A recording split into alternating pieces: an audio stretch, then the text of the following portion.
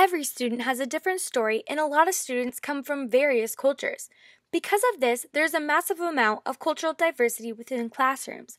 For educators to teach students in a way that the students can grasp, they need to have an understanding of the student's background and diverse cultures. Cultural diversity are the ideas, customs, and social behaviors of particular people groups. Within their specific groups, people grow and cultivate alongside one another within a similar environment. Cultural diversity within a school is a greenhouse. A greenhouse uses its environment to help grow a specific group of plants in its perfect atmosphere. In the same way, a culture is a group of specific people with similar ideas, customs, and social behaviors that can cultivate a community of growth. Although teachers are able to cultivate the culture of a classroom, when all of the students come together, there's a large amount of cultural diversity. This can be difficult because each student will bring their diverse cultures into the classroom. It is important to understand each student's background while cultivating the culture of the classroom. In the same way that a greenhouse brings together a diverse group of plants that have the same goal to grow within a certain climate, a classroom displays cultural diversity by bringing together a diverse group of people that have the same age and goal to learn. Therefore, cultural diversity is a greenhouse. Religious diversity is expanding as it becomes increasingly acceptable for people to believe whatever they feel led to believe. As tolerance has become more and more popular, people seem to be more open about what others may believe.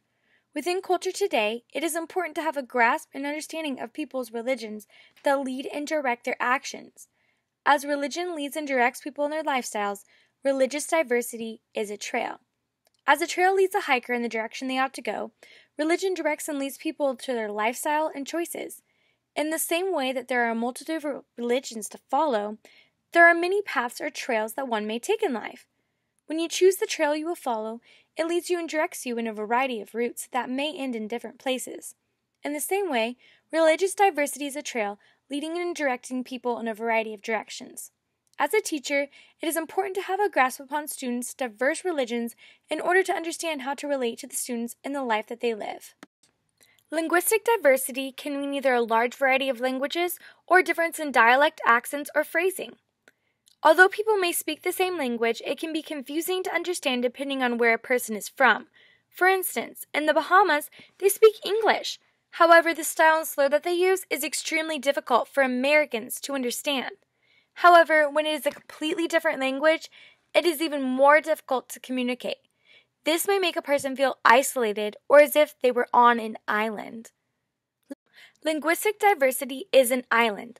When it is difficult to communicate, this can make people feel as if they are on islands separate from one another and isolated. Linguistic diversity creates barriers between people because they cannot communicate to one another. Although islands are isolated, people can access them if they build a bridge or take a boat. Within a classroom, a teacher can build bridges to create ways to communicate to the students to make them feel as if they are not isolated. For instance, using a word that is in their language or using an object within a lesson that is from their culture. Although linguistic diversity is an island, a teacher can strive to build bridges between the student in order for them to communicate and not be isolated. Gender roles these days are no longer black or white, pink or blue. People can be whatever they want, regardless of the sex and gender God created them to be. As diversity grows, an upheaval of who God created men and women to be intensifies. Instead of gender roles continuing in the firm foundation that God intended, they are completely rejecting God's intentions, and there is an upheaval of gender roles. As gender roles are no longer black and white, gender diversity is colorful. Gender roles have become an important concept to grasp within our culture. God created male and female as they are. He did not want them to select which traits from each gender they prefer and mix them together. God's definition of male and female is black and white. However, now that gender roles have experienced an upheaval of original traits, gender diversity has become colorful. Within the classroom, it will be difficult to respond to these issues from a Christian's perspective. However, getting involved in the student's life and possibly discussing it briefly with their parents would help a teacher to understand how to respond to the students in an appropriate manner. Ethnicity is the cultural characteristics including ancestry, nationality, food, language, religion, and culture. A person's ethnicity may be from the region in which they live or the family that they grow up in. It is simply belonging to a specific culture with similar ancestry, nationality, food, languages, or religions. On the Ireland trip, I observed a large variety of ethnic differences within the hostel. Hostels draw diverse ethnicities of other ancestry, nationality, food, language, religion, and culture as they travel. Individuals from all over the world come and stay at hostels. This creates a beautiful mix and combination of ethnic diversity. Each person has a story, background, and culture that they have derived from, and it's interesting to see when a place such as a hostel can bring those people together and create ethnic diversity. Therefore, ethnic diversity is a hostel. Within the classroom, there is a large variety of ethnic diversity. Because of this, the teacher will need to have a grasp of the ethnic differences to make students feel welcomed into the environment. Everything seems to be stereotyped today.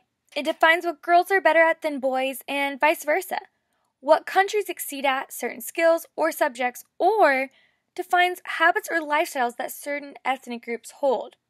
Stereotypes usually come from something that is true for some, but is taken to the extreme of being true for all. Stereotypes are closed doors. When something or someone is stereotyped, it closes the door and shuts out the opportunity of understanding that thing or person for who it truly is, because the stereotype may keep you from really getting to know someone or something past what people say about them. When a door is closed, you cannot see into the building and what the inside looks like. In the same way, stereotypes are closed doors because when someone or something is stereotyped, you cannot fully understand who someone is. Within the classroom, it is important to get to know students for who they truly are and not stereotypes that might be spoken over them. Grasping an understanding of cultural diversity is important in order to fully understand how to teach students.